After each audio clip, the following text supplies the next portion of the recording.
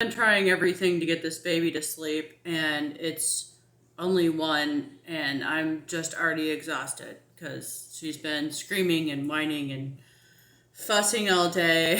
I've tried everything, feeding her, changing her gas drops. It's just like, wow. She's a difficult one. She's probably the most difficult one I've had just because she's premature, so she wants constant attention. But I was going to talk about Judas in Islam, and Judas in Islam becomes the hero, where in the Bible, he is the villain. And that's a big, huge, drastic change between Judas being the villain in the Bible who betrays Jesus to becoming the hero in Islam. Quite a change there with Judas. So, in the Bible, Judas was possessed by the devil. In Islam, he dies in the place of Jesus and is the hero of the Christians. So, really, the Christians should have Judas on the cross if this is true. So in the Garden of Gethsemane, it says, immediately while he yet spake, talking about Jesus, cometh Judas, one of the 12, and with him a great multitude with swords and staves. So Judas comes up with all of the soldiers from the chief priests and scribes and the elders. And he that betrayed him had given them a token.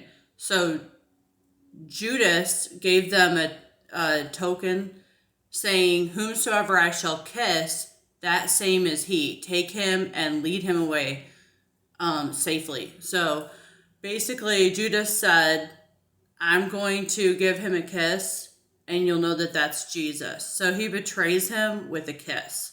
And that's how disgusting Judas was. In the Bible, he was probably a narcissist. He was maybe a drug user, is what some people have said. And he betrayed Jesus for money. 30 shekels of silver, I think it was. I should know this. But and there was prophecies before this in the Psalms talking about Judas, how he was going to betray Jesus. And that's another thing that makes it so fascinating. When I was an atheist and looking at Christianity, the part that made it fascinating to me was that the prophecies of Jesus had happened. And once I learned that, it was like, wow, this must be true, because all of these prophecies actually happened. When it said he was going to be born of a virgin in Bethlehem, that's what happened. When in Psalm 22 it says that they're going to pierce his hands and feet, it actually happened. So the fact that all these prophecies are in the Bible, hundreds to thousands of years before they actually happen, shows that this is the truth. And one of the prophecies was that Jesus was going to be betrayed by somebody for the 30 shekels of silver. And the fact that that happened makes the story more believable and real. But in the Quran, it says that Judas died in the place of Jesus and Jesus was never crucified. So it totally just makes the Bible garbage. Basically, everything Muhammad said in the Quran makes the Bible just garbage. If it was true, it would make the Bible just unbelievable, just not true, and everything the Christians believe is just, dumb and not believable. But the Quran says that the Muslims are supposed to believe the Injil. They're supposed to believe the New Testament. They're supposed to accept the New Testament. And the New Testament clearly tells us that Judas betrayed Jesus. So that's why this doesn't make any sense. The Quran doesn't make any sense. It says they did not slay him, neither crucify him. Only a likeness of that was shown to them in the Quran 4:156. So it says that they didn't kill Jesus. They didn't crucify him. Only a likeness, Judas, that was shown to them. So the Christians just mistaken Judas for Jesus, is what Muslims will tell you. And that's what the Quran tells them. So that's why they believe that. But It makes absolutely no sense. And even the prophecies tell us that Jesus was going to be betrayed, and he was betrayed by his friend. It says that this was the one that did eat the bread with him. So in Zechariah 11:12, this is a messianic prophecy, a prophecy of Jesus.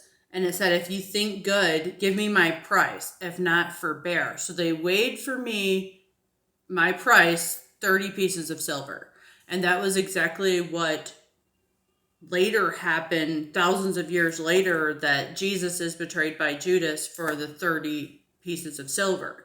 And that's what makes it fascinating to me. That's one of the reasons I converted. It was like I had a general revelation that there must be a God because there's a creation when I was an artist. And then I was confronted with my own mortality when one of my friends committed suicide, and then I had joined the military and was supposed to be sent to Iraq.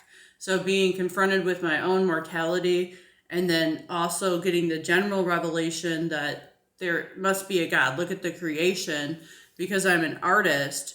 And then after Christians showing me creation science evangelism material, getting into all that, not to get into all that, but then also the prophecies of Jesus were like the final straw.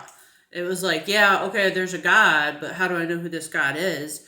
And then the prophecies were the big, final thing that was like, yes, if the prophecies are true, then this must be, the God that's real.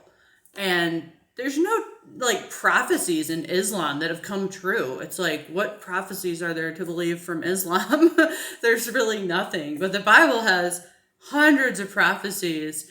And the more that you start seeing them, it's like a puzzle that you put together. As you read the Bible, the more prophecies that you see that have actually happened, the more amazing the Bible is. I finally found it. I was looking all over. This is the one I wanted to show you. It says Psalm 41:9, my own familiar friend in whom I trusted, which did eat my bread, hath lifted up his heel against me.